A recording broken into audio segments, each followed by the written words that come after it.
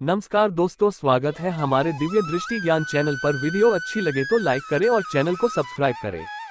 करवा चौथ की व्रत विधि व कथा। रोली, मोली, पताशा, चावल, गेहूं, करवा, पानी का कलश, लाल कपड़ा, चांदी की अंगूठी, एक ब्लाउज पीस। पूजा। कार्तिक कृष्ण पक्ष की चतुर्थी को करवा चौथ का व्रत रखा जाता है। यह व्रत सुहागिन महिलाएं अपने पति की लंबी आयु व स्वस्थ जीवन के लिए करती है। इस दिन एक करवा या गिलास लेकर उसमें चावल भरे, उसमें एक सिक्का व एक पताशा डाले व लाल कपड़े से बांध दे। कहानी सुनने के लिए मिट्टी से 4 कोण का चौका लगाए, चारों कोनों पर रोली से बिंदी लगाए। बीच मिट्टी या सुपारी से गणेश जी बनाकर रखे और रोली, मोली व चावल से गणेश जी की पूजा करे।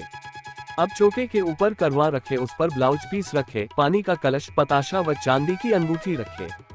अपने हाथ में 4 गेहूं के दाने लेकर कथा सुने।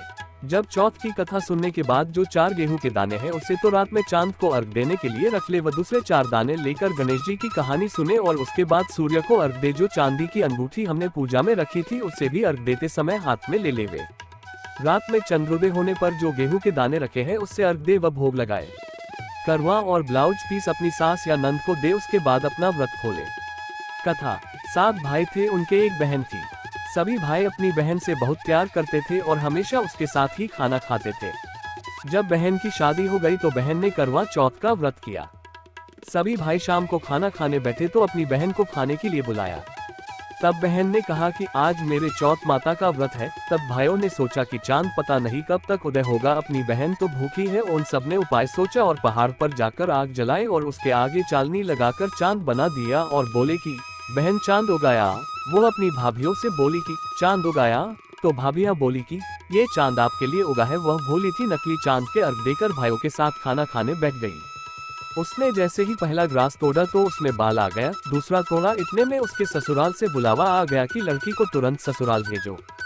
जब माँ ने बेटी को विदा करने के लिए कपड़ों का बक्सा खोला तो उसमें भी सबसे पहले काला कपड़ा ही निकला। तब माँ बहुत डर गई। उसने अपनी बेटी को एक चांदी का सिक्का देते हुए कहा कि तुझे रास्ते में जो भी मिले उसके पैर छूती जाना और जो तुझे सुहागन होने का आशीर्वाद दे उसे ये सिक्का दे देना और अपने पल्लू पर गांठ बांध लेना। वो पूरे रास्ते ऐसा ही करती गई, पर किसी ने उसे सुहागन होने का आशीर्वाद नहीं दिया।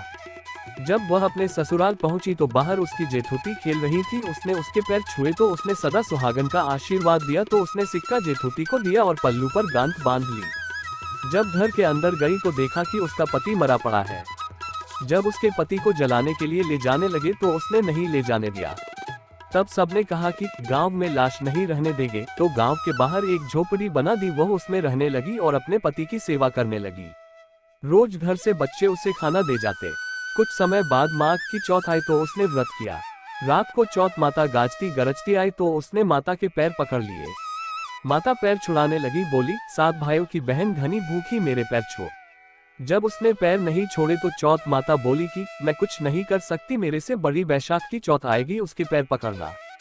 कुछ समय बाद बैशाख की चौथ आई तो उसने कहा कि मैं कुछ नहीं कर सकती, मेरे से बड़ी भादवे की चौथ आएगी, उसके पैर पकड़ना।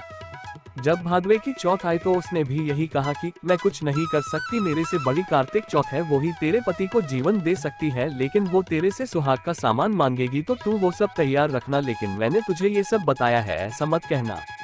जब कार्तिक चौथ आई तो उसने अपने पति के लिए व्रत रखा। रात को चौथ माता आई तो उसने पैर पकड़ लिए तो माता बोली 7 भाइयों की लाडली बहन घनी भूखी, घनी तिसाई पापिनी, मेरे पैर छोड़। तब वो बोली कि माता मेरे से भूल हो गई, मुझे माफ कर दो और मेरे पति को जीवन दान दो। जब उसने माता के पैर नहीं छोड़े तो माता बोली कि ठीक है, जो सामान मैं मांगू वो मुझे ला कर दे। माता ने जो सामान मांगा वो उसने ला कर दे दिया। तब चौथ माता बोली कि तुझे ये सब किसने बताया? वो बोली कि माता मैं इस जंगल में अकेली रहती हूँ, मुझे ये सब बताने यहाँ कौन आएगा। चौथ माता ने मांग में से सिंदूर लिया, आँख में से काजल व चिटली अंगुली से मेहंदी निकालकर उसके पति के छिटा तो उसका पति जीवित हो गया। माता ने उसके पति को जीवित कर दिया और सदा सुहागन का आशीर्वाद दिया। सुबह बच्चे जब खाना लेकर आए तो अपने चाचा को जीवित पाया। दौड़कर घर गए और सबको बताया कि चाचा जीवित हो गए। सब लोग वहां गए तो देखा कि बच्चे सच कह रहे हैं। अपने बेटे को जीवित देखकर सास बहू के पैर पड़ने लगी तो बहू बोली सासू जी आप ये क्या कर रही है, मैंने कुछ नहीं किया, ये तो चौथ माता ने किया है। हे चौथ माता, जैसे उसको सुहाग दिया वैसे सभी को देना।